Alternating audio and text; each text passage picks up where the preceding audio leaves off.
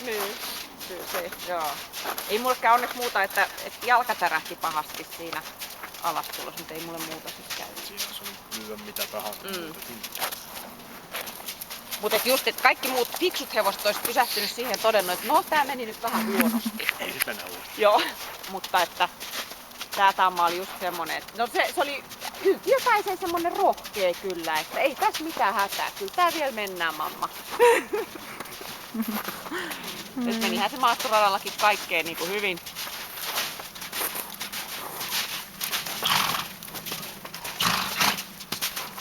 No niin, nythän se näyttää ihan hevoselta. Niin näyttää.